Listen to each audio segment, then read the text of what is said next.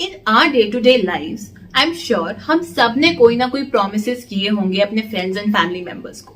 हम कभी ना कभी किसी बाहर वाले के साथ एक अग्रीमेंट में आए होंगे और हमने हमारे फादर को ये बोलते हुए भी सुना होगा कि I am going to sign a contract today. But क्या हमको पता है ये प्रॉमिस, अग्रीमेंट, कॉन्ट्रैक्ट एक्चुअली में होता क्या है?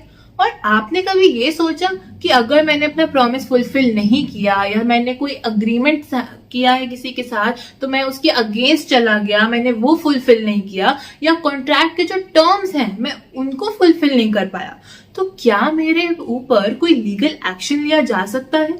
Come, let's understand these terms in context of law, especially in context of the Indian Contract Act of 1872. The Indian Contract Act of 1872 came into force on 1st September 1972. Now, the preamble of this act states that this act is to define and amend certain parts of the law that are relating to contracts. Now, this Contract Act is divided into two parts. जो first part है हमारे Contract Act का, उसके अंदर section 1 to 75 है, जो कि deal करता है with general provisions of law. यानी कि कैसे कॉन्ट्रैक्ट बनता है, क्या कम्युनिकेशंस होती हैं, किस किस तरह से कॉन्ट्रैक्ट होता है, और what are the essentials of a valid contract, और अगर कोई इसका ब्रीच करे यानी कॉन्ट्रैक्ट के अगेंस्ट जाए या फुलफिल ना करे तो क्या उसके कॉन्सिक्वेंसेस होंगे। और ये जो सेक्शंस है ये सभी तरह के कॉन्ट्रैक्ट्स के ऊपर एप्लीकेबल है। जो दूसरा पार्ट है कॉन्ट्रैक्ट एक्ट का, उसके अंदर सेक्शंस आते हैं 124 टू 238। अब ये जो है डिस्कस करता है डिफरेंट टाइप्स ऑफ कॉन्ट्रैक्ट्स को, जैसे indemnity, guarantee, bailment, plays and agency. Now we will talk about what is a contract, how a contract is made, and what are the essential elements of a valid contract. To begin with, सबसे पहले आता है एक proposal. Proposal होता क्या है? वो section 2 sub clause A में गिवन है that when a person signifies his willingness to the other about doing an act or to abstain from doing an act in order to obtain the assent of the other is called a proposal. यानी कि जब एक इंसान दूसरे इंसान को अपनी willingness के बारे में बताता है कि मैं ये करना चाहता हूँ या मैं ये नहीं करना चाहता हूँ, तो उसमें वो सामने वाले की एक्सेप्टेंस मांगता है। अब जब सामने दूसरा इंसान उसको एक्सेप्ट कर लेता है तो वो कहलाता है एक promise, which is given in section 2 subclause B. ठीक है, अब 2 सबक्लॉज सी के अंदर promisor and promisee terms defined है। प्रोमिसर कौन होता है?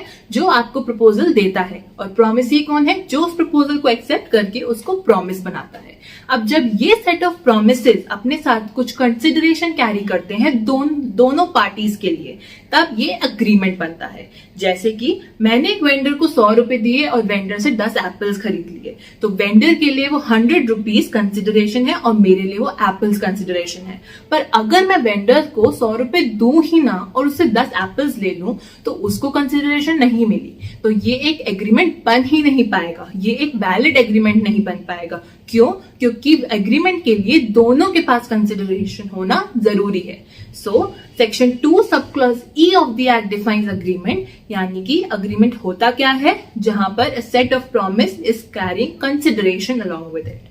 अब जब ये अग्रीमेंट्स लीगली एनफोर्सेबल बन जाते हैं तब ये बन जाते हैं contracts which is defined in section 2 sub clause H of the act. अब मैं आपके सामने दो टर्म्स रखती हूँ, all agreements are contracts and all contracts are agreements. Which one of the above is true? So आप ये समझेंगे कि all the agreements cannot be contracts because not all agreements are enforceable by law. But contracts तो वो सारे agreements है ना जो कि enforceable by law.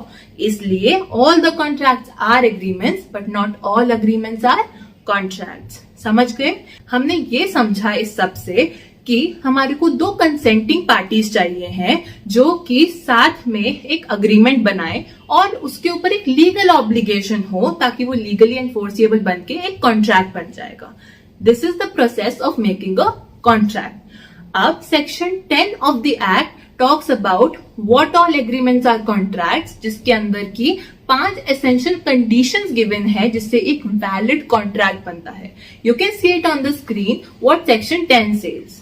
एंड इससे हम डिराइव करते हैं ये 5 points which are the essential conditions of a valid contract, यानी कि हमारे पास पहला कंसेंटिंग पार्टीज होनी चाहिए है, सेकंड फ्री कंसेंट होना चाहिए है दोनों कंसेंटिंग पार्टीज का, तीसरा, हमारे पास एक ऑफर एंड एक्सेप्टेंस से एक प्रॉमिस बना है जिसके साथ एक लॉफुल कंसिडरेशन है और उस प्रॉमिस का एक लॉफुल ऑब्जेक्ट भी है, right?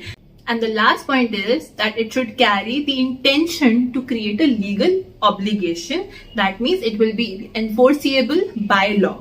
So this is what a contract is, how it is made, and what are the essential conditions of the contract.